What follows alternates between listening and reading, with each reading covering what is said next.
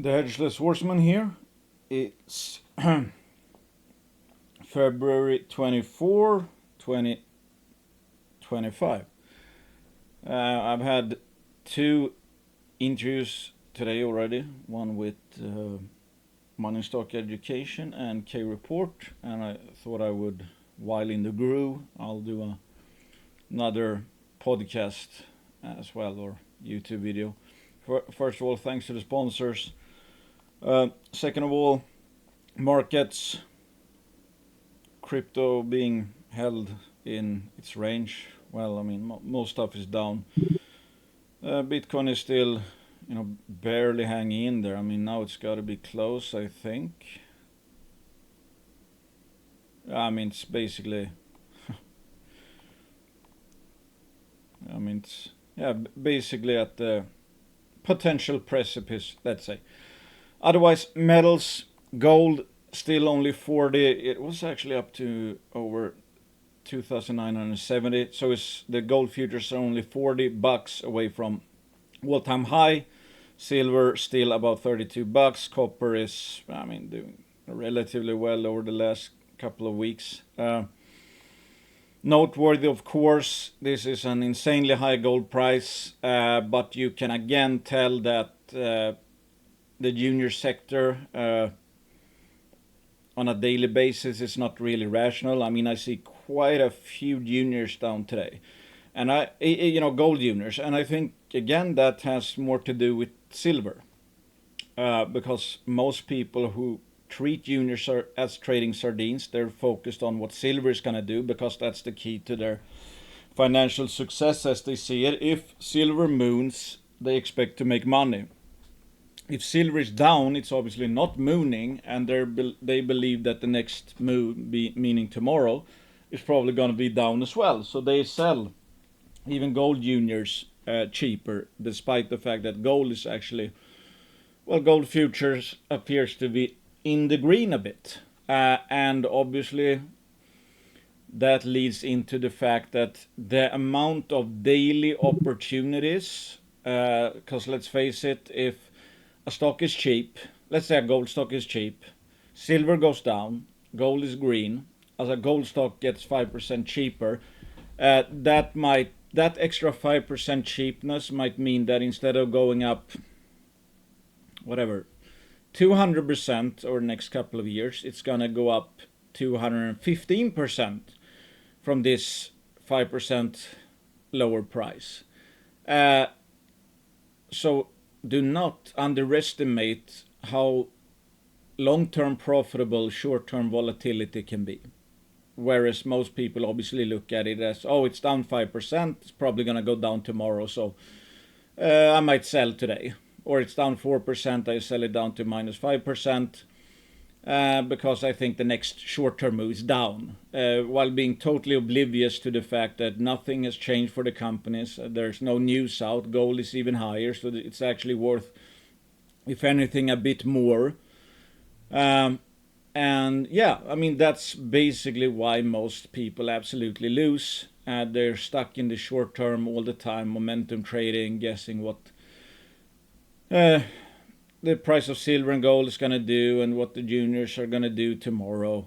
And even so far as to the gold juniors trading more in line with the silver price, which absolutely makes little sense from a fundamental standpoint, of course. So that's great. I mean, what people are getting frustrated about today, that's basically the sole reason why you can make money long term in this sector, because it's trading like, they're trading like trading sardines in a sense. And if you can find a actually good company or a good project with tangible value, if people trade it as a trading sardine and you're picking up its long-term value even cheaper, that's gonna deliver some positive outcomes if you can hold it long enough on average. Let's look at some stories. I actually talked about West Point Gold today on K Report. I've talked about it before, but in a different shape. The assets used to belong to Gold 79. am a shareholder of Gold 79. Now I'm a shareholder of West Point because Gold 79 merged with, I think, Bullet Exploration or Bullet Gold or something.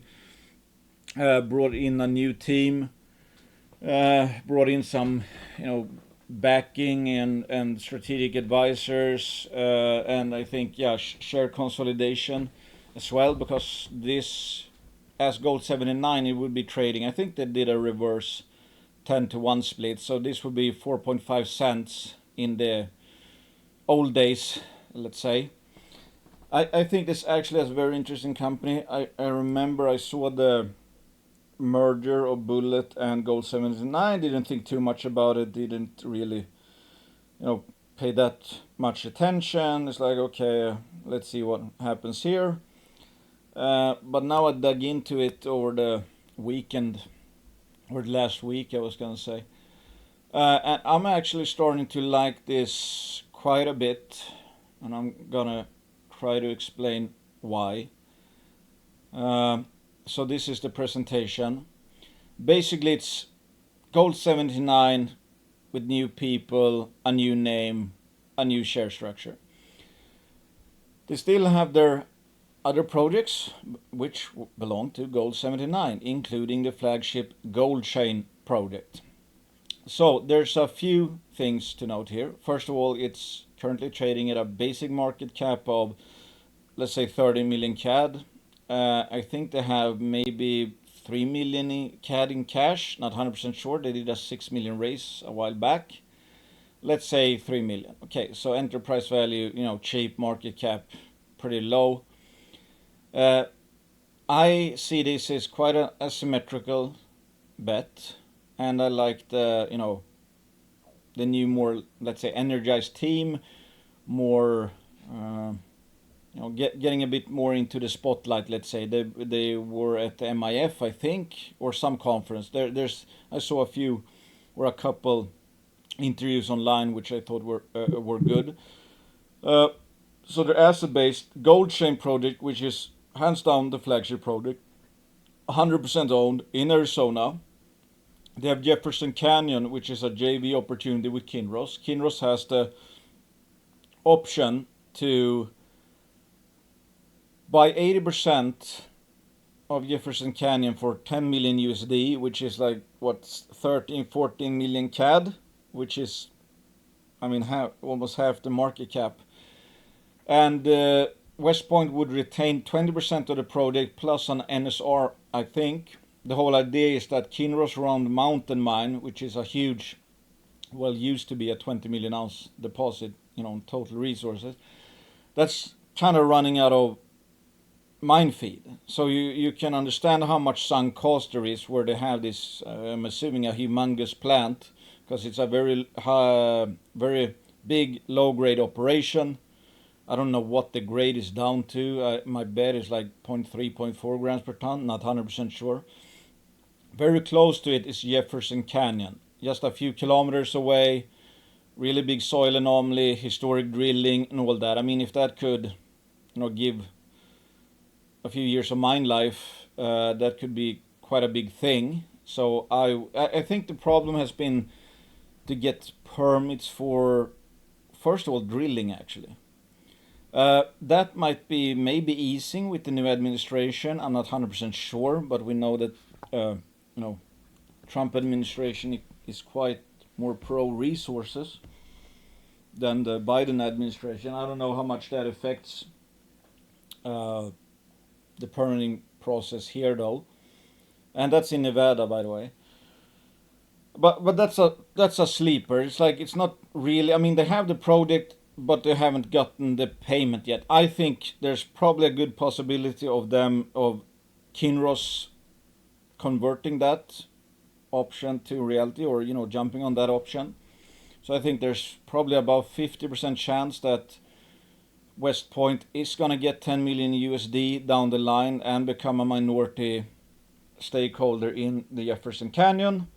That would obviously be great for, if you bought in at 30 million and down the line you think there's a 50% chance you're gonna get half the enterprise value in cash, plus interest in a project that Kinross could be, pushing to production, which would make the 20% residual stake worth something, at least for a today 30 million market cap company, plus NSR. They can get, or I think they get an NSR, or that if they get diluted down the 20%, they get an NSR, somewhere along those lines. Still, it could be material for a market cap company of this size. But let's dig into the gold chain Arizona, and that's the flagship project. That's basically why, I mean, I see this Jefferson Canyon as a big sweetener. But it was gold chain, that's the meat and potatoes, sort of say the flagship project. Here you have the Moss mine, used to belong to, they had two names. I think it was first Northern Vertex, then it became the Elevation Gold, and they went bankrupt. They were their deposit, I think, has a, does it say here? No, it doesn't say. I think they have a, whoops, sorry about that. I think they have a average grade of like half a gram or something like that. Maybe even lower, like 0.45, a few grams of silver as well. So it's like very much a classic low grade open pit heap leach operation, if I remember correctly. That got its permits and was, able to start mining just a few years back. Gold price at the time was sub, I think, $2,000, and the CEO West Point said that as far as he could tell, they had an all-in sustaining cost of like $2,000. That probably also means that because $2,000 all-in sustaining, I mean, yes, it's low grade and whatever, but you have low grade operations that have all-in sustaining costs quite a bit lower than that. So I'm open to the possibility that this was capital starved, didn't really see the investments that were needed, and therefore underperformed relative to what it could be. Why this is kind of interesting is Mako Mining bought the bankruptcy vehicle or whatever you call it. And Mako Mining is, I think, a multi-mine producer focused on South America. So they think, obviously, that they can run it better, and they think that this could get up and running, and they would make money on it, especially at today's gold price. The interesting thing, though, as it relates to West Point Gold up here, is that, as you can see here, key target, Tyro Main Zone. Tyro Main Zone, which is here. Here's the Tyro Main Zone. Exploration target of 15.6 million ton to 31.2 million ton at 1.5 to 2.5 grams per ton. This is mineralization that's starting at surface. And there's even been historic mining shafts, I would get stope pit. It's been heap leached by, historic heap leaching. I think they're producing gold 45,000 ounces a year or something, 2 grams per ton. I mean, that's obviously a good sign. Back in the day, I don't know what the gold price would have been, but obviously you needed better quality mines back in the day compared to today. I mean, back in the day, you wouldn't obviously be mining anything like half a gram or something heap leachable. Even, well, I don't think, maybe, I was going to say, I mean, the technology existed some decades ago, but I don't think it would be feasible. Like the old timers, they only mined, bonanza grade veins, for example, that ran like 16 to 30 grams per ton, whereas today you can, in some places at least, mine 5 to 6 grams per ton profitable. So I take that as a very good sign. I mean, somebody mined this back in the day. And obviously, as you can see, it doesn't appear that they mined everything. And these are quite thick zones. And again, note the fact that it starts at surface. It even starts at a hill, which is great from a strip ratio. And one thing that's been kind of discovered recently is that, again, this, in the hands of Gold 79, this was cash starved, so they only did RC drilling. What they found now, the new management team, let's say, is that there's mineralization in the hanging wall uh, yeah, in the hanging wall. So this was believed to be totally barren, but then they did some sampling in the core, and they came out with this. And they actually have a news release out today that speaks to this, where they resampled some previous holes, testing the hanging wall as well for mineralization and extending mineralization. And I'm pretty sure that there, and you can do the math yourself on the exploration target. I mean, you can just take whatever you're comfortable with, like 20 million tons times whatever grade it is, divided by 31.1 to get ounces, and there you have it. So, I mean, I think I've done some notes. I don't remember exactly. I think he just took the average of both or something and just assumed that, okay, they're probably going to have, let's say, 1 million ounces of 1 to 1.5 grams per ton in the Tyro vein zone, given their, exploration target and model. And that's excluding any mineralization in the hanging wall. So it's actually, I guess, one could say that the exploration target with hanging wall potential increases this. Might decrease the grade a bit, but overall economics, it gets bigger, longer mine life, whatever, maybe higher throughput. And you can see, I mean, drilling that's been done. I mean, it's like they're getting gold pretty much everywhere, and you can see trenches at surface and audit samples and whatever. Trench 1, 39 meter, 40 meters, 1.1, 33.34, and here you had, I think, where was it? Here you had, for some reason, I remember this hole, 9.1 meters of 51 grams per ton. I don't know if that's just a, bonanza vein that's simply whatever tucked in, a lower grade halo, and then you have some bonanza veins perhaps, but otherwise it's like bulk mineralization, starts at surface, oxidized. I assume, again, metallurgy should be pretty favorable, at least not extremely difficult, given that it has seen already historic mining, and I doubt they would mine like that if it was like super hard to. Maybe the grades made up for it. But from my understanding is that they don't believe there's going to be any real like metallurgical hurdles. That it's no, this is just a, I mean, for today's standard, a high grade near surface open pit heap leach deposit potential mine. So if you think that, I don't know what the NPV would be. I mean, you would have to do some assumptions, but I think the Moss mine, for example, next door, I mean, they put that into production. I don't know if it was even 1 million ounces. Not 100% sure. But imagine if you have this kind of a deposit that's, let's say, 3 times the grade of the Moss mine.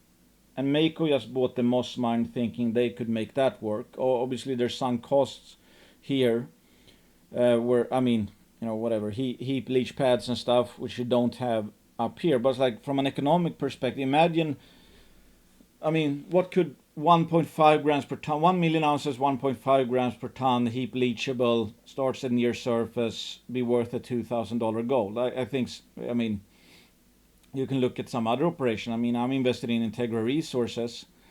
They have their Nevada North. I mean, at $2,000, that has an NPV, I think, of like 500 million USD. Imagine if this is actually even better. So yeah, I mean, again, compared to the current market cap, I think it looks kind of silly. I mean, it's not pricing in that, let's say they spend $10 million and show that they have, whatever, 1 million plus ounce deposit here, 1.5 grams per ton, do a PEA, shows that, whatever, worth, I mean, at today's spot price, that would probably be worth quite a bit. But, I mean, that's what I like. I think a case should really jump out at you. It's like, I don't know exactly that this exploration target is going to materialize, but if it does, and there's, the metallurgy is okay, and I mean, it's on patterned ground, etc., I do not see why this shouldn't be one no-brainer deposit to put into production even at lower gold prices. And to buy that for 30 million today, that seems quite low. And they've also said that they have like 6 targets, 3 of them are multi-million ounce targets.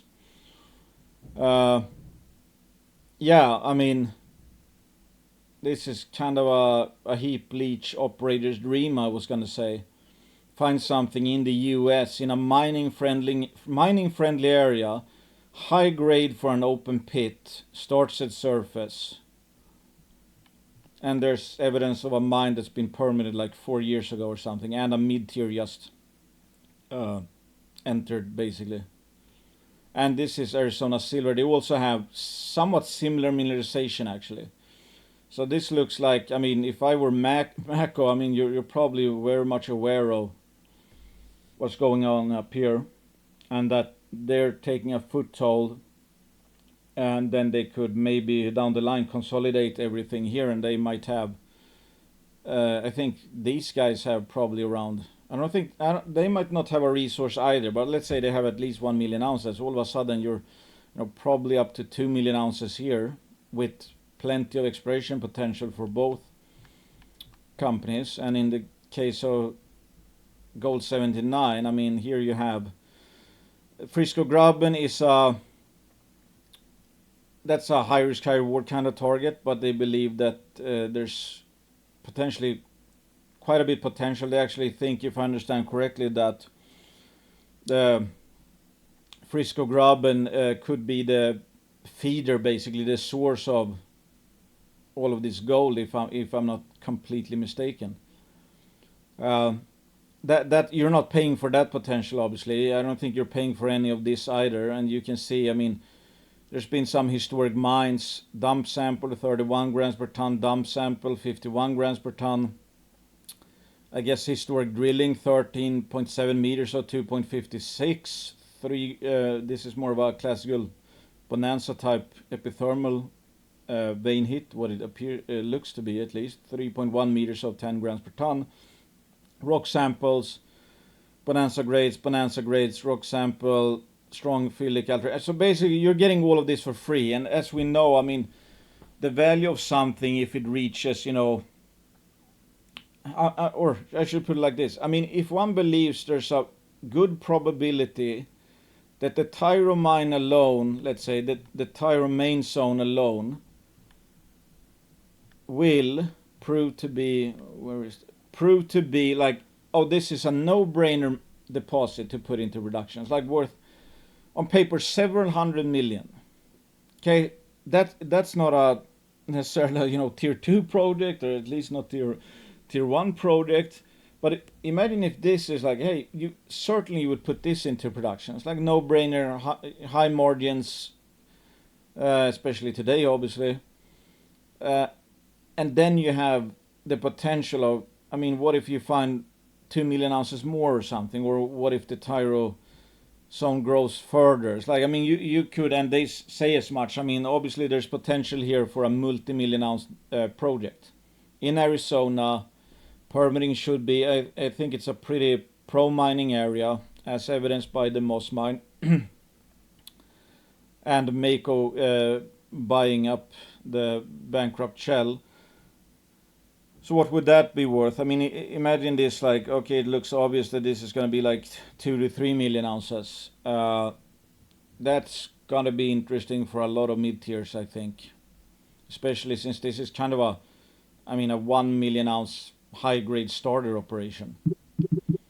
And they've said that, I put down some notes again, trying to get, oh, that's one thing to note.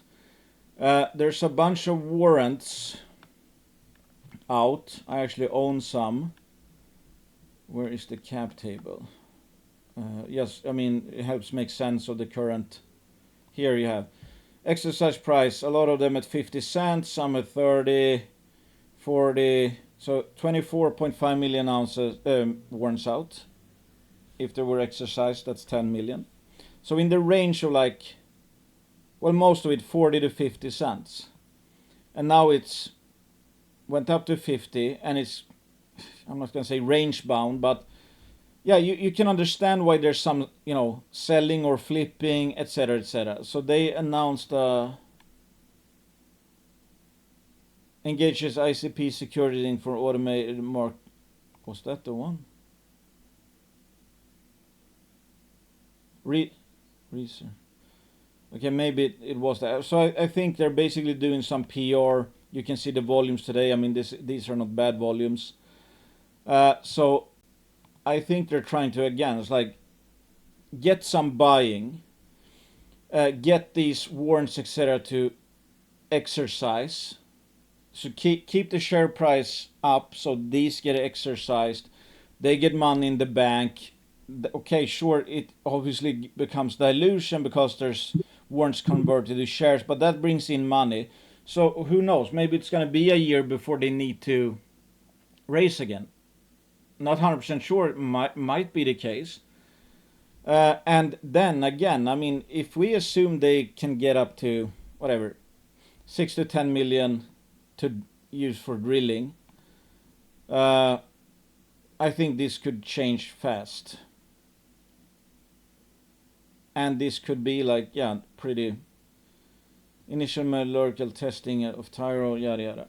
So I mean, it's not risk free. There's hurdles to the price in the short term from the warrant overhang, while there's also a push, let's say, from PR. But if we again extend, if we just look at, okay, what's the long term potential here? Why did Andrew Bowering come in as a strategic advisor? Yada yada. Well, I think it's pretty obvious that this could be quite a bit worth quite a bit more than the current share price. And you have Quinton Mai from Corvus Gold. He's going to bring some eyes with him simply because obviously Corvus Gold was a success story. Sold for several hundred million. Here you can see Jefferson Canyon. So it's a whopper of a soil anomaly, 7 kilometers away from the 20 million ounce Round Mountain mine. And here you have the terms of the deal. Here you see some historic drilling. And again, like, I mean, this would be like super high grade, I think, for Long Canyon. I think they have, do they have it in this one?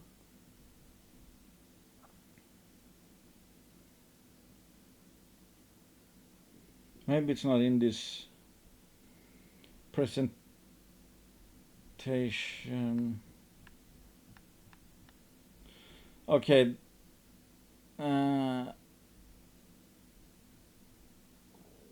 Here is the historic mines and gold chain. So I mean, yes, obviously there's potential, because this, I don't think this has seen any modern mining, but a bunch of historic mining. What I was gonna say is, there's maybe an old slide then, but they have an exploration target for Jefferson Canyon, which they don't show here, but I think it was up to like 100 million tons or something of low grades, but like still, I mean, this can be worth quite a bit. That's, I guess, what I'm saying. But I think they felt forced to do the deal. They were even more excited about Tyro. Okay, what do you do with this? Well, Kinross obviously is the obvious buyer, let's say. So they did a deal where it's like, hey, if these guys earn in, we'll get 10 million USD, and then we can spend all that money on Tyro, which is going to be easier for a junior to pro up, and it's sexier because it's higher grade, and yada yada. And it's more about maybe a standalone deposit where it's like nobody would actually build maybe a mine here, given again that Long Canyon is right next door. So it's would be maybe weird in the sense that you're not gonna build a new production facility when there's a giant one right next door. So it makes sense that, okay, Kinross is the only one that's gonna get the most value out of this, and they would be happy with a much lower threshold as well. Let's say there's 500,000 ounces of low grades. Okay, so that's not gonna be monetized by someone, maybe, except for Kinross. And here you have some. Some are pretty good. 41.2 meters of 6.4. So as far as I understand, it's been the permitting. It's like they've been, Kinross has been wanting, because they're seeing the mine life at Round Mountain run out. So they've been trying and trying to, get to drill this and test it, and so they can decide. But I think that's been the lag or the blocker, basically, getting drill permits to really flush this out. So this could theoretically be a kind of a company maker in itself. I mean, just the cash payment alone would be pretty significant for West Point Gold, but it's gonna be, the meat and potatoes is still at Tyro. So yeah, I mean, I think this is actually really interesting. There's a bunch of early stage Nevada or Arizona explorers out there, but I don't know anyone, I think, which has these kinds of grades starting at surface in such a mining friendly area and such a mining friendly state, where it's like, I mean, the amount of low hanging fruit here is, I mean, you're not drilling 500-meter holes trying to hit some vein, load gold down at depth. You're doing shallow drilling and can prove up, a pretty robust mine, just from, starting at surface. Anyway, so that's one I actually added. Maybe I've talked about this before, I don't know. I think I posted about it on Twitter, not 100% sure. But I've added some for the hodl folios as well, because I just think it's so cheap. And again, the caveat being that, yes, in the 40 to 50 cent range, there's a bunch of warrants. And you can see the volume picking up as, I think a promotional campaign, meets the warrant overhang, and there's a bunch of churning. So do I expect this to go on a moonshot, next week or something? No, not really. But it at least also allows, I mean, the hodl portfolios, for example, they don't have any warrants. They're not, they can't get into placements. So I see this as a relatively thankful thing as a value investor, because you can be somewhat of a latecomer, because there's going to be, in a sense, artificial selling from the warrant overhang. So you can, if you want, you can obviously probably take quite a sizable position. So yeah, the risk reward, I just think this is extremely interesting from a risk reward perspective. Great jurisdiction, looks to be a great low risk project with obvious upside, free optionality, and you have the Jefferson Canyon, which could basically, I mean, if that just get exercised, plus include the warrants, then you're like 22 million CAD. I mean, they could basically maybe go all the way to a maiden resource and a PA on that, and let's say, without needing to dilute, that could be quite a thing. Yes, diluted market cap would be higher, but if they put out a study in, I don't know, 10 months, and you see like IRR of, now I'm just guessing, it was like IRR like 50-60% at $2,000 gold, 100,000 a year production, or 80,000 a year production, all in sustaining costs of like 1,200. I mean, somebody's gonna put that into production, I think. Another one, Cabral Gold, 60 million CAD. They put out some news relatively recently. Cabral Gold provides update for QQ. I mean, this is also one of the, and I've talked about this before, I don't think anything has really changed for the case. I mean, this is, as per the comments from Alan Carter, the next few months should be very exciting for our shareholders as we continue to develop our heap leach storage operation QQ with the objective of achieving near-term cash flow. Once in operation, this starter project will allow us to aggressively drill off the numerous targets within the QQ district and significantly expand the global resource inventory. So there's no shortage of targets for Cabral Gold. Really big land package, enormous amount of historical gold workings, or placer mining basically. They got hard rock gold, They got a bunch of targets, many have not even been followed up on yet, and they're finding high grade boulders and basically all of the gold here, historic play. So there's gold being shed absolutely all over the place.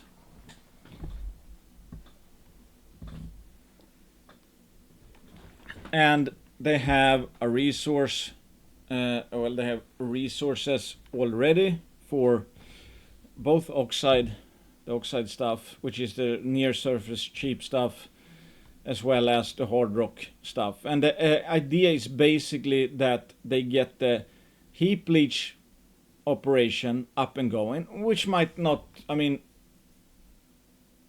at face value, it's like, okay, well, that doesn't look like much. First of all, there's bound to be more. Second of all, this is already outdated, and of course, the spot gold is, well, even higher than this. After tax IRR 85.5%, payback less than a year, average annual EBITDA. So once they get, and they're working on stuff to, which as per the news release, they're kind of updated heap leach focus on capturing the opportunities and fight to lower the estimated capital and operating expenditures, as well as increasing the mining rate and plant capacity. Discussion regarding project financing, yada yada yada. So they also, I think the Brazilian real, I think that's the currency they use, that's been weakened quite a bit. I think like 10% or something over the last couple or several months. That's a boon. So basically what I see is that I think this heap leach or oxide blanket operation is going to get up and running, pretty low capex. And then, as we can see here, if again the gold price is even higher today, this is US million as well. So that's what, like 45 million CAD or something, and it would be even higher today, let's say 65 million CAD in EBITDA from a small operation. And so basically you fork up the cash for this, and that, they already know they have more oxide than this. So once it's up and running, this is again kind of an outdated snapshot, because once it's up and running, all-in sustaining cost of $1,000. Once it gets up and running, it's going to be producing more than you can see in the PFS. That I'm pretty sure about. And they might discover even more oxide blankets. So then it kind of becomes a self-funding exploration machine, Cabral. Because you can do a heck of a lot of drilling once you get that up and running. They could have, theoretically multiple drill rigs going year round, basically, drill a couple of tens of thousands of meters at least, and go after all these targets. So that's kind of how I see it, that, okay, get over the hump of like putting this into production. I don't think that's going to take too long to put into production.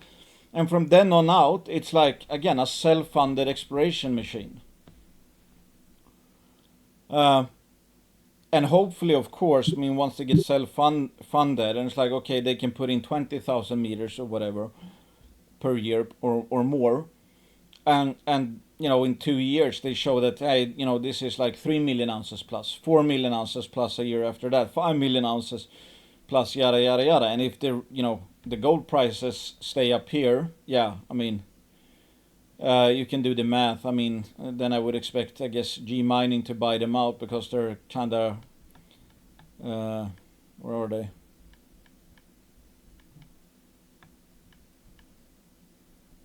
Yeah, this is Tocasinho. This is Tocasinho here. This is QQ.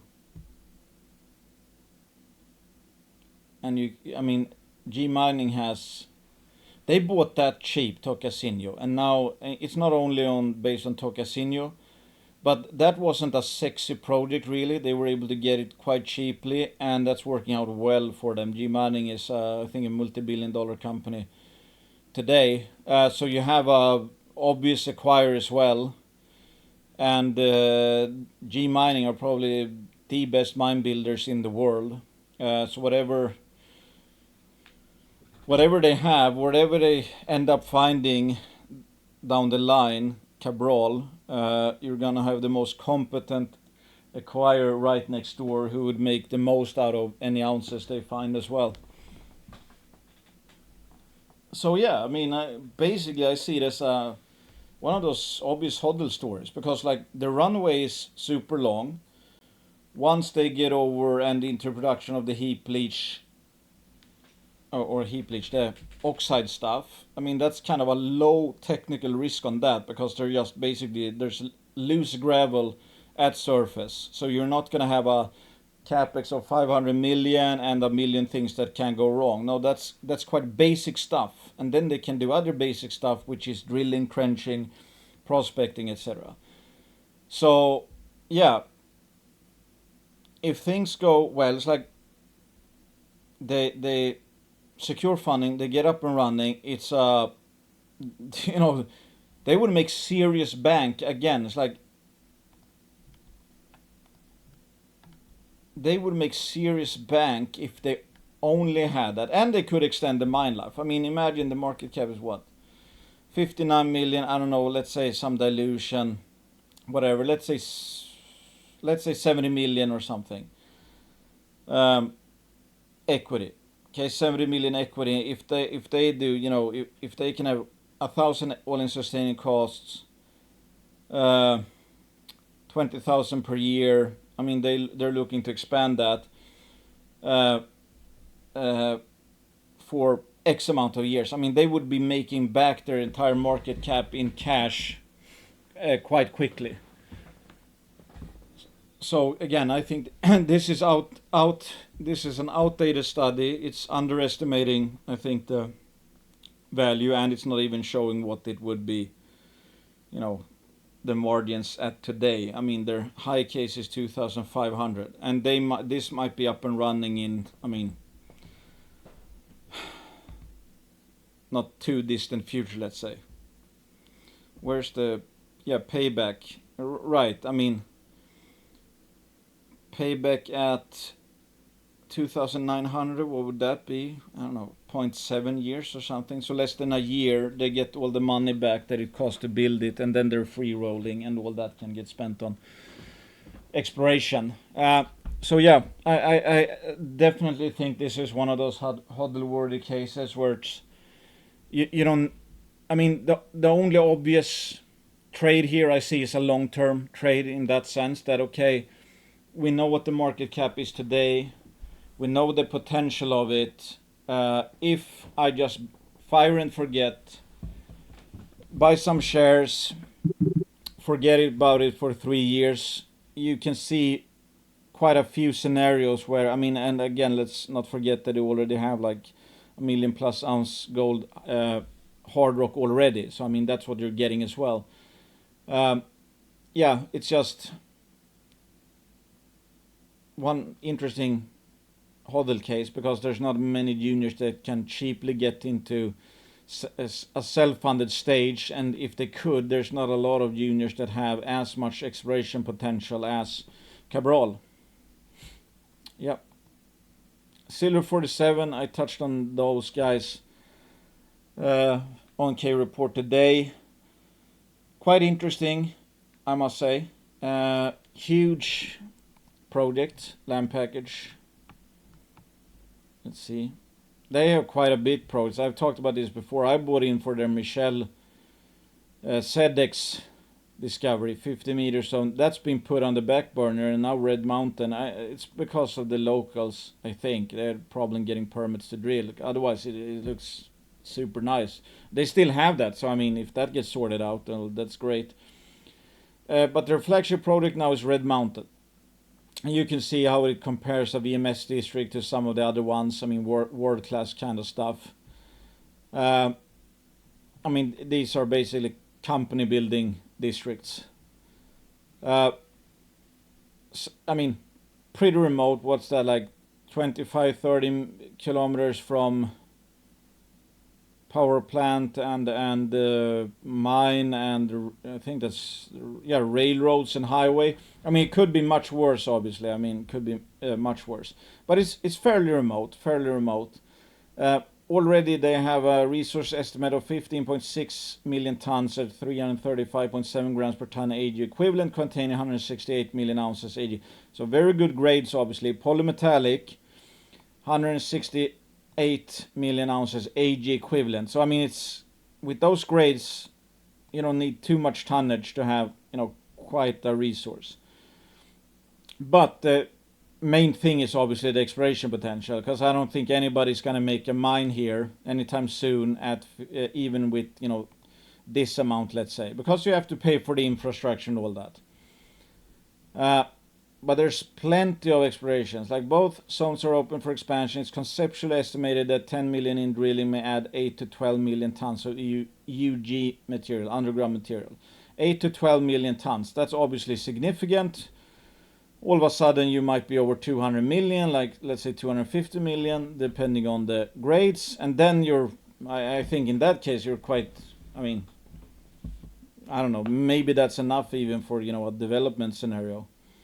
And here, it's kind of the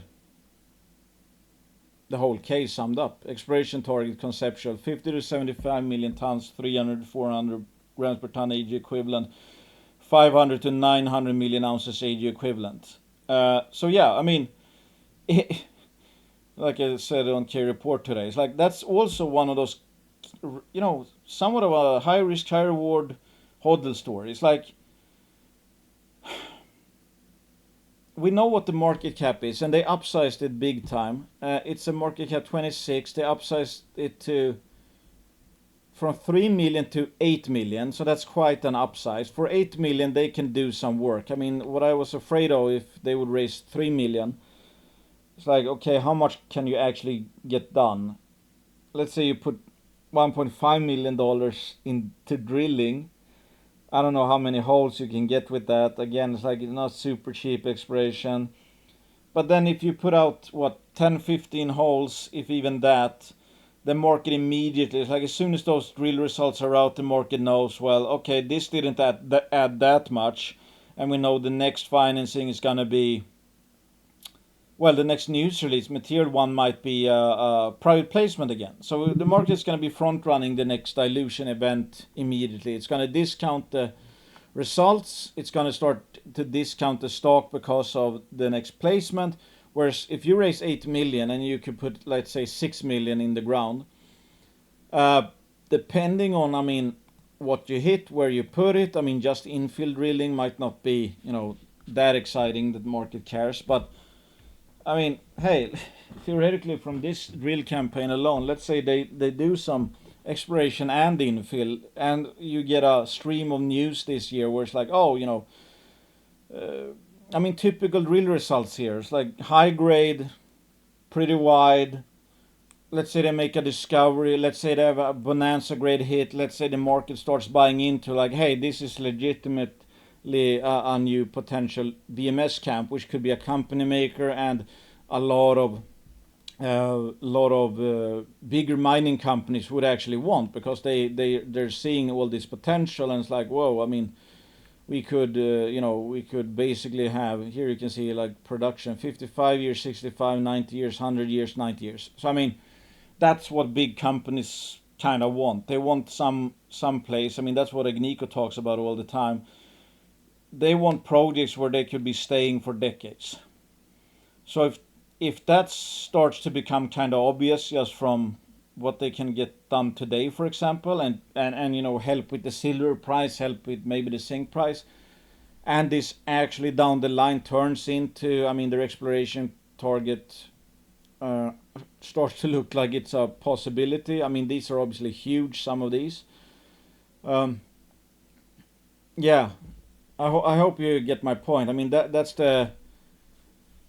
what I like. Like hodl case, where you don't need, if you buy in cheap, you don't need blue sky to materialize. If blue sky materializes, you might be looking at a 10 to 20 bagger over the next 3 to 5 years. Is there a guarantee of that happening? No. But let's say they reach one, lower blue sky scenario, you get let's say a 3-4 bagger. That's still great. the possibility always, as always, that it could go down to. I mean, we can only lose 100% on a stock, right? But we know there's already 168 million ounces AG equivalent, which is probably not going anywhere. So that's our, at the same time, kind of base case, which will underpin some valuation, basically. Yes, can you dilute away all that? Yeah, absolutely. I mean, you could theoretically have the same market cap in the future with 400% higher share count. But I don't see that as like the most likely scenario, if you know what I mean. This looks like a high quality potential company making VMS district, and they're already starting with 168.8 million ounces of high grade polymetallic mineralization. So I'm participating a bit in this placement as well. I have some I actually invested in it when it was private. Yeah, I think this could be a fun story actually. Yeah, it's just one of many where it's like I absolutely love these, where the blue sky scenarios are, way up there. That if I did nothing and just let the case play out, in a few years, it might be up a lot and pay for many other such cases that didn't play out. But the only way really to get 5, 10, 20 baggers is if you hold it for years.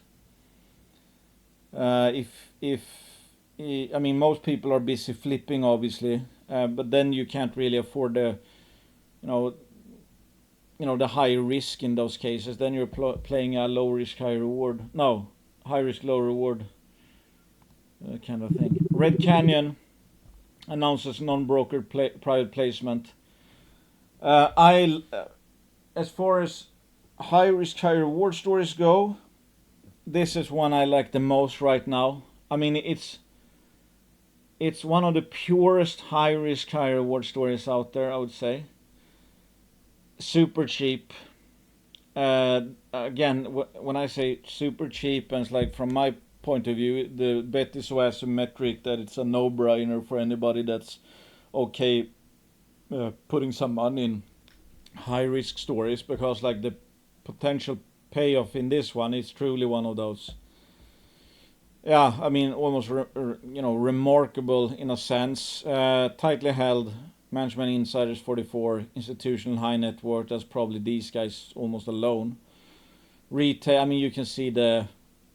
I mean, you can barely buy this in the open market. Which also, I mean, when you have a tight share structure like that, nobody can really buy into size in the market without driving up the price. That's why you really have, small volumes dictating the share price any given moment. And if you look at a longer term chart, let's say, it's not been around forever, but it's like, steadily kind of, if I guess you can't say climb down, but walk down. But I would say this is not at all reflecting what's actually been happening at the ground. I just think this goes to show how in an illiquid stock like this, let's say, that's, I mean, very much a sleeper. I don't see anybody almost talking about it.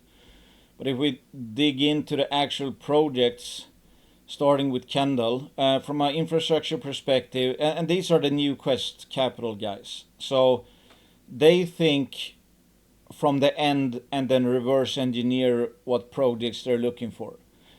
They don't see a soil anomaly and it's like, let's try to make a mine here, for example, or let's make a store out of this. Now they have looked, I don't know at how many companies or projects they might have looked at. They're doing the, one second.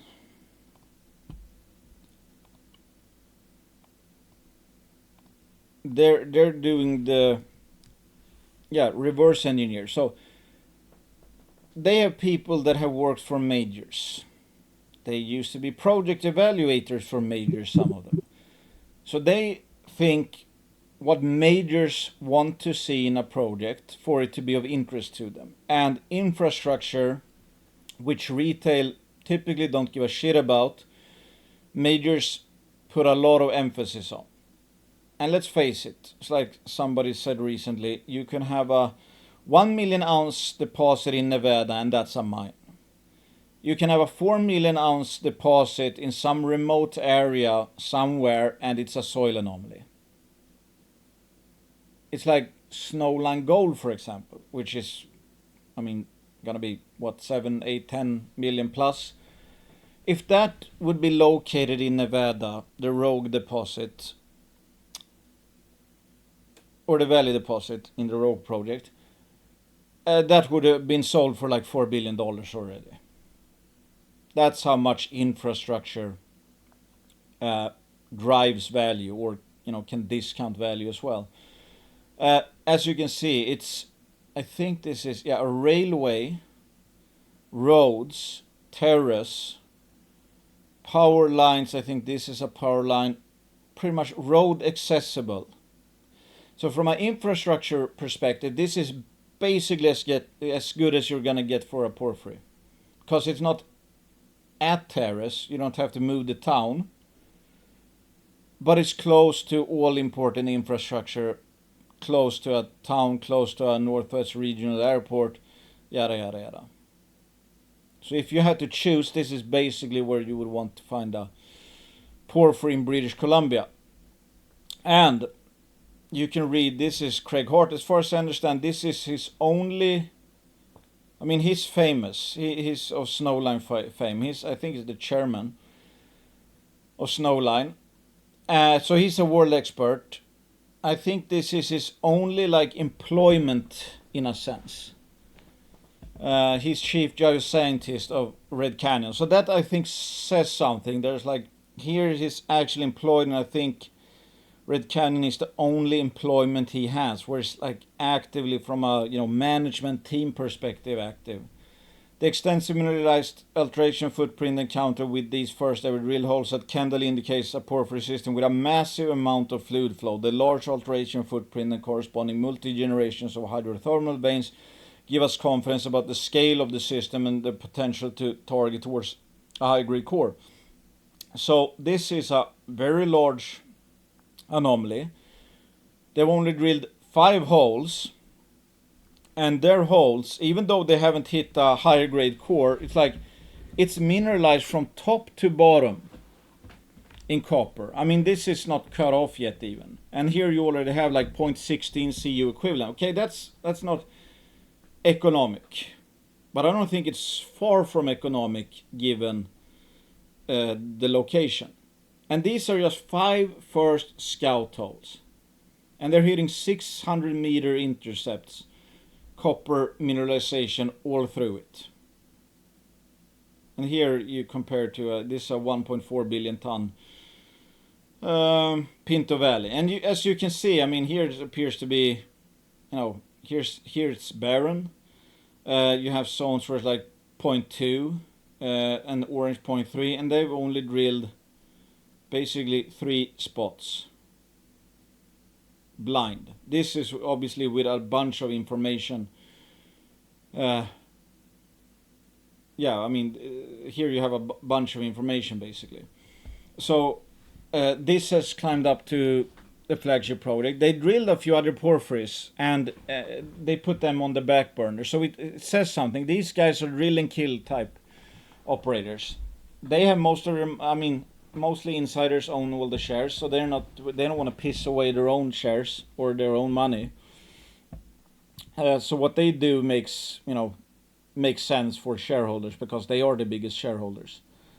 And as far as I understand, I thought there would maybe be a few more. Okay, let's see if we can.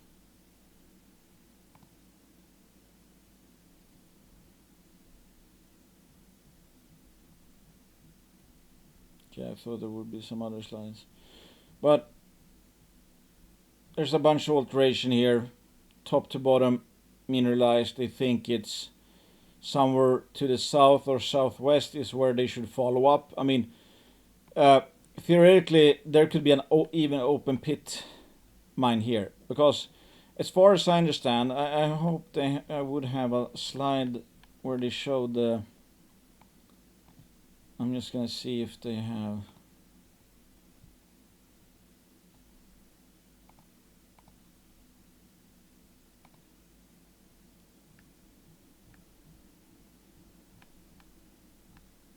Well, I guess these perhaps. 1 second. Okay, but I mean this is above my pay grade. But basically, it's like okay, starting its surface, one cross section. The thing with this is, as I got explained to me, is that they believe, if I'm not mistaken, that the lithocap has been eroded away. Think of it as a porphyry system comes up.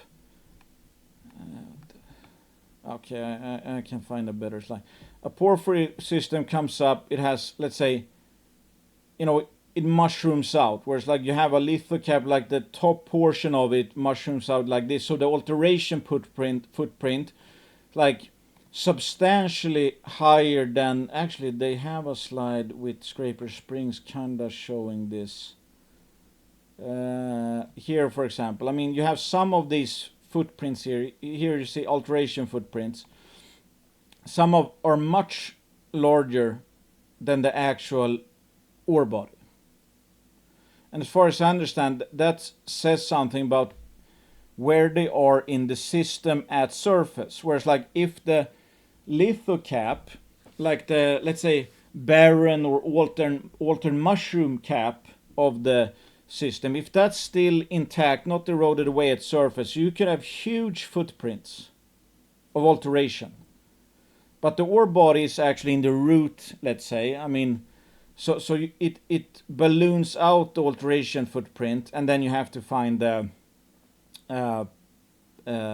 root. So I mean, some of these other ones, if I understand correctly, again, basically like well, take Bingham for example, that the mushroom cap is already eroded away, so there's not that big of an alteration except where the actual ore body is.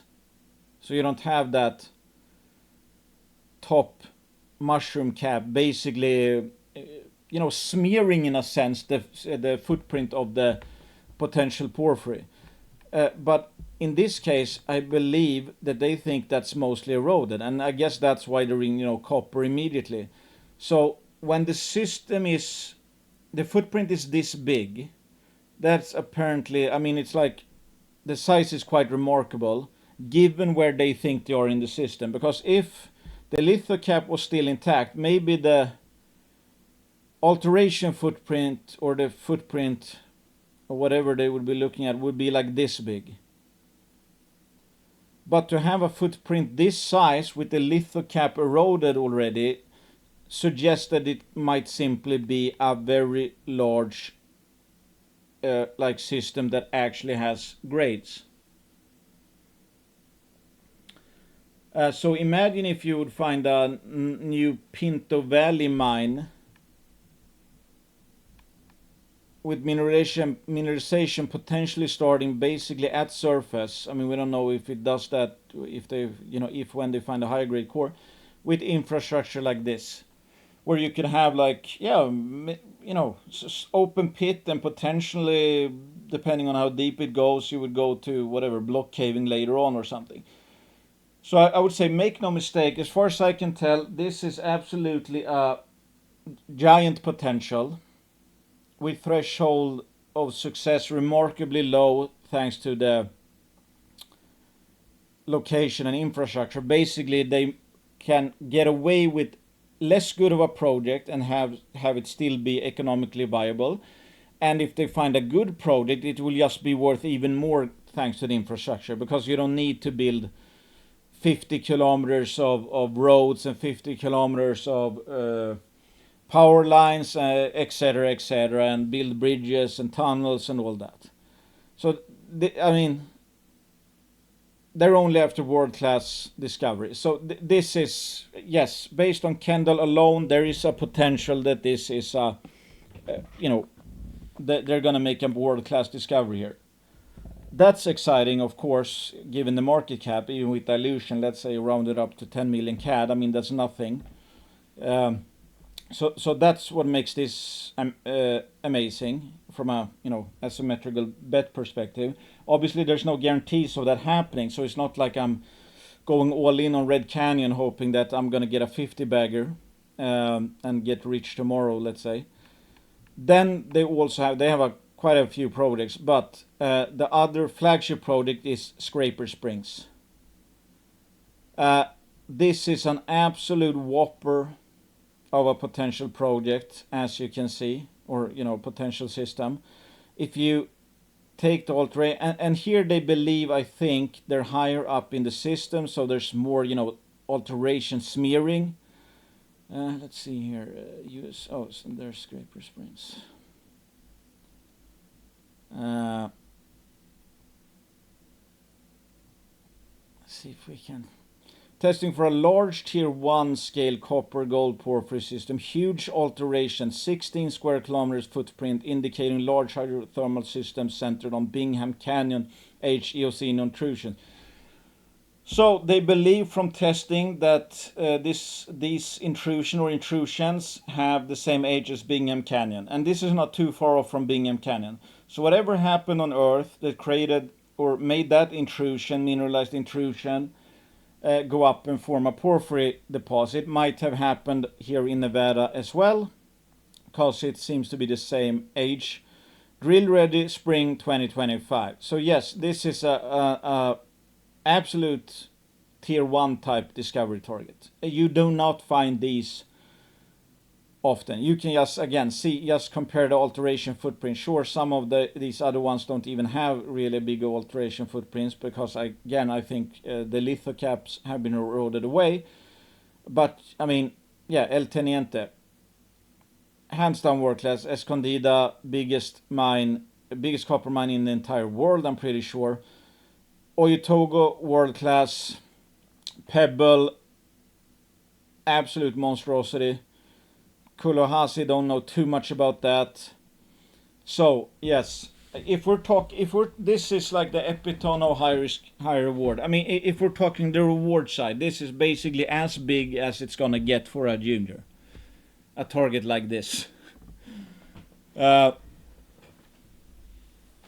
they gonna? Is it there? I don't know. They've done IP, another geophysics, which shows that or suggests that there's potentially kind of a bullseye type target, meaning that who knows, maybe it's enough with 5 holes to test this properly to get a good sense. Maybe they could drill and kill it on 5 holes. Maybe they could basically de-risk an enormous amount of value with 5 holes. So this junior here, extremely tightly held, world experts involved, 2 like legit tier 1 discovery stories. This doesn't really have any deep drill holes in it, so we're just going by the sheer size of it. And I mean, and they found stuff at surface which indicates that because that's, if I understand correctly, people didn't recognize this as a porphyry potential, that the alteration was known for a long time, but nobody, tied it to a potential porphyry. But they found, evidence that this is indeed a porphyry. It's like, I think, for example, some of the, maybe that's in another slide, but they found evidence like, okay, this is the stuff you see with like, feeder type rocks for, or zones for a porphyry. I mean, again, if you like high risk, high reward, if you like these potential moonshots, I have no idea what chance of success there is. I can just look at the market cap and figure out that there is 1% chance of success priced in, 2% maybe. Then they have 2 targets, and then they have more targets beyond that. I mean, I'm excluding dilution here, but it's like let's put it like this: there's no upside assumed in this stock which I think is really, really wrong. I don't know exactly how they're gonna tackle this because it's still gonna cost a bit of money to do some, deeper drilling at Scraper Springs. So then you're in the, Brixton type dilemma where it's like if you keep it 100%, you can get 100% of the upside in a sense, excluding dilution. If you farm it out, you don't get 100%, but at the same time, somebody could go really, could really spend money here because if this were to be a tier 1 discovery of copper porphyry in this part in Nevada, yeah, you can imagine how many every single major on earth would be interested in that. And they obviously have the cash balance to do some serious work. They don't have, their budget is going to more than cover what they could be doing here because the price would be in, potential price would be in the several billions. So that's the trade-off. You can let's say they drill it themselves, then it's probably one of the absolute most exciting drill targets that's going to be drilled in the junior copper space, I think. Then it's going to be extremely interesting. When I think about it, like if this story gets out a bit and people start to appreciate how big, for example, just the Scraper Springs target is and what the potential price is, could we see some drill hype? Yeah, I think so, absolutely. And yeah, I love this story. Again, from a high risk high reward perspective, I think it's an absolute no-brainer for anybody that is okay with putting some capital that's still high risk. Even if there's a 10 to 15% chance that they will get at least one significant discovery out of, let's just say, just these two flagship projects, then it's extremely undervalued. They're looking at $1 billion+ prices. And it's much easier for both these projects to get there because of the infrastructure. Because this is in Nevada and this one is in BC, right next to a town, next to railroad, basically road access and all that. So you don't need even, if it was remote, you would need, maybe the best thing since sliced bread, if you know what I mean. But if they do find one of those, it's just going to be worth that much more thanks to the infrastructure. It's going to be that much more economic. Every ounce is going to be more economic. Every pound is going to be more economic. The threshold for success is going to be a lot lower. So, yeah,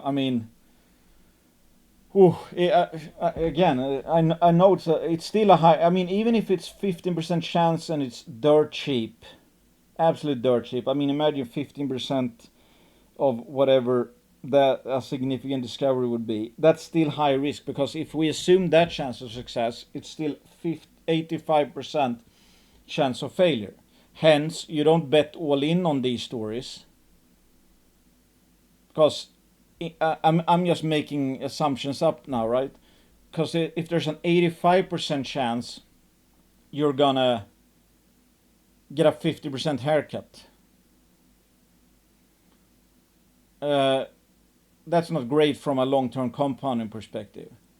But if it's priced like there's a 2% chance and it's actually a 15% chance, then it's severely undervalued. And if you can diversify that risk, meaning if theoretically if you had 100 stories like this and put 1% in each, if 15 of those would work out and you held them, you let them run, the winners run, and we're talking upside of 20, 30, 40, 50 bagger. Those 15 that will, based on probabilities, find one or more are gonna more than pay for the other 85 that got cut in half.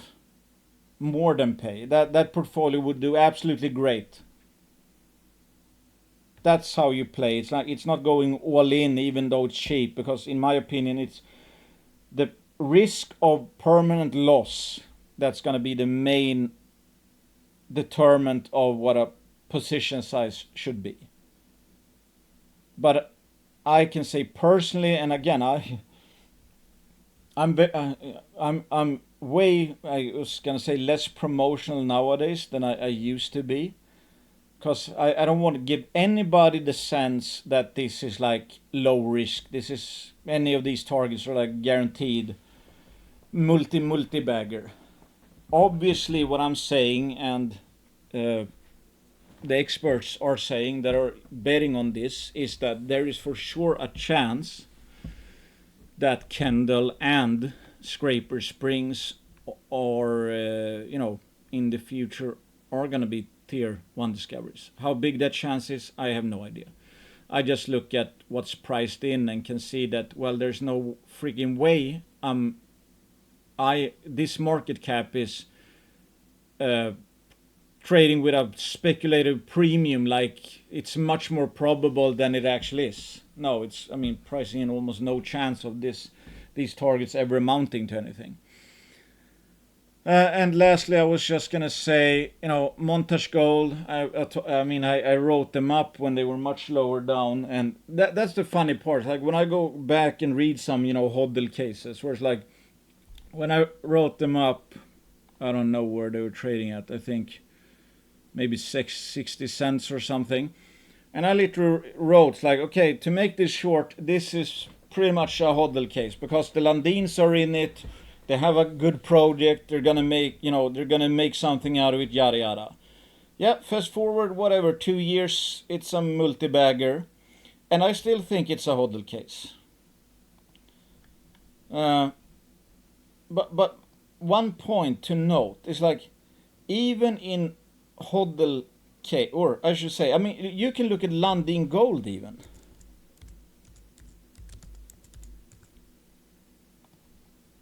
Which is doing fantastic. Take 5. Most of the time, 80% of the time, even a success story like this is consolidating. Did it do a lot from here to here? It's like, what, 2 years? No, okay, 9, let's say, whatever, what's the average? Well, close 9, 4, 11. No, not a big change. 2 years, and you had to sit there and it's like, okay, I'll hodl 20%, or actually down from this peak. Okay, then it took up until this when it started rolling. Then it rolled, and then it consolidated for a year. And then it started rolling, consolidated for a few months. Then it broke out, really. So in any 1 year period, almost, you could be down, you could be neutral, you could be up a bit.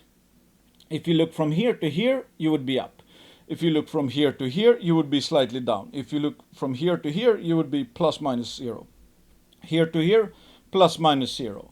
Here to here, up a lot. So in the short and even medium term, this stock does not look exciting. That's the funny part. People look at charts like this and it's like, I wish I owned Landin Gold. I wish I owned Landin Gold. Oh man, look at those returns. In reality, almost nobody actually can do that. Why? Because they're gonna sell out during every consolidation or sell low or whatever. Almost nobody in the entire world can hold even the most no-brainer stories for longer than a few weeks or months or whatever. That's the thing. There are obvious hodl cases out there, and I talked about a few, which, like, seriously, come back in like 3 years, you're probably gonna beat you're probably gonna outperform the sector just from holding it. And in the case of Montage, Landin Group, largest owner Xijin, second largest owner, good insider ownership, especially given the market cap. These are some serious numbers. Flagship project, fully financed, nameplate capacity is like 900 million ounces a year. And since it's I mean, they brought on a bunch of ex-Endeavor mining guys. So like you can just assume pretty much, because it's a pretty simple ore body, the Kone deposit, you can pretty much assume that this is going to come in line with what this mine looks on paper, contrary to a bunch of junior developers who try to put in projects that look okay on paper, but they don't have the cash, or they take shortcuts, or they're too optimistic in their assumptions. It's a complicated project, it's a complicated mine, yada yada yada. It ends up going bankrupt. Okay, maybe it's going to be hard to go bankrupt at $2,900 gold, but you know what I mean. It's like these are probably some of the best mine builders ever, and especially, I mean, the guys that are doing this here have done it in Africa before. So let's say, I mean, the market cap now is, oh, that's not the market cap,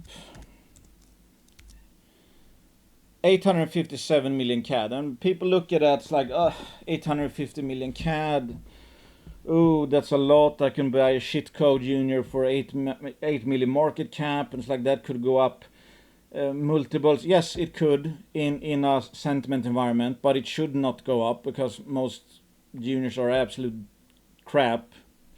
They just go up when pigs fly, because they are pigs, and then they're gonna come and crash as well. And you look at how it's run already, and it's like, oh, I mean, that's what always happens. Like you look at Lundin Gold run up like this, and like, oh, I missed the boat. Now it's no point. But when you actually think about it again from a HODL perspective, I think they're set to be in commercial production by 2027, and I know that's gonna make your eyes roll over. Basically, if you hear that 2027, I mean that's 2 years away. It's like I can find a junior that could potentially go up 100% tomorrow, so why bother? But when you actually, and that's why I say it's like nobody can, even I have a very hard time holding obvious HODL cases, even though it's like if you only bet on no-brainer HODL cases, there's no way you're not going to make money. There's no way you're not going to beat the sector. There's no way you're not going to make good money over the long term. But let's think about it. Okay, fully financed. Yes, they have debt as well though. But if they get this up to 300,000 ounces of production with these kind of all-in sustaining costs, and they are doing a lot of exploration as well. I think they planned like 30,000 meters or something. They're invested in Sanyo Gold, the junior as well. Basically, if you listen to these guys, their goal is to make a multi-mine African-focused gold producer. By 2027, they will have the first mine. If it goes according to plan. The first mine in 2027. So you can imagine how much runway there is. I mean, if you just listen to this highly competent management with some of the best backers in the world. So by 2027, they will still only have one mine up and running. That obviously opens up for new mines that they put into production, because in Africa, in some places, you can actually get things permitted, like the Kone mine, and or acquisitions. So, and just based on Kone, if they have 300,000 ounces of production with these costs and gold prices anywhere near where it is now in real terms, meaning that they would have like a $2,000 margin per ounce. Do you think it's going to trade higher or lower than 857 million? And again, they're supposed to be fully financed, so there's not going to be any more real dilution. Yes, they will carry debt or whatever. But 16-year mine life with these metrics. Now, if gold is up around these levels, this is going to be in 2 years trading quite a bit higher than that. Even if this just quote doubled, and that's assuming, let's say, no real exploration success, no M&A activity, 100% in 2 years, great, absolute great returns. If they get a producer premium, sector gets hot, you can just increase that.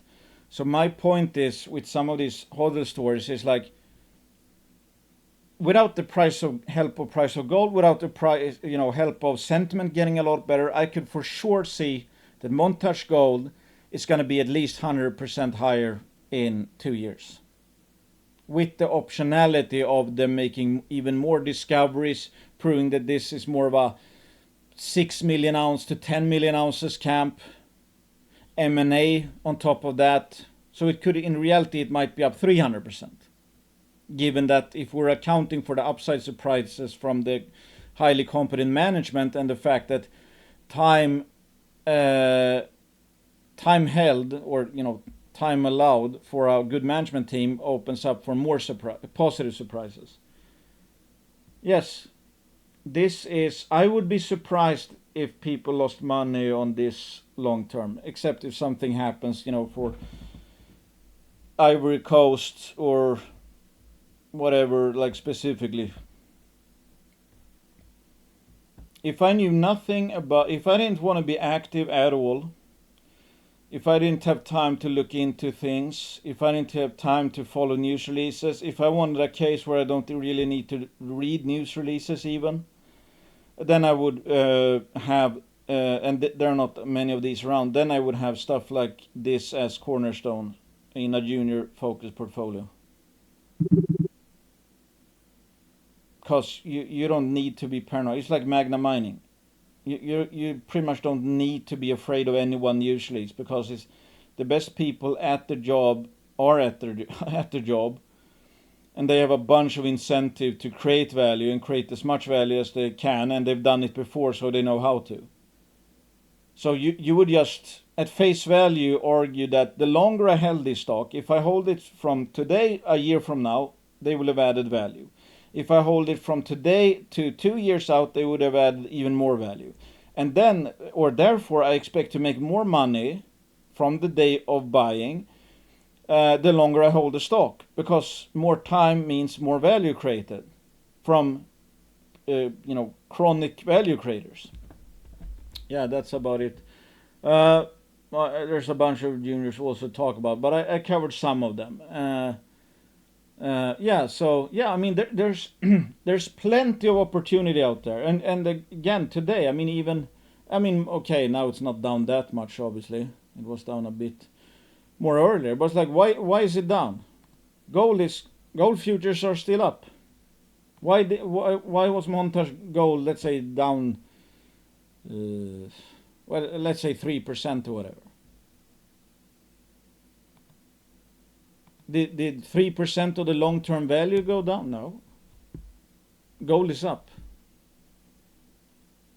So like there's every single day when you see this shit, you can get frustrated by it, or you can say that's like, well, a 3% discount today might mean 8% more to 8% more worth of returns in 2 years relative to what I paid yesterday.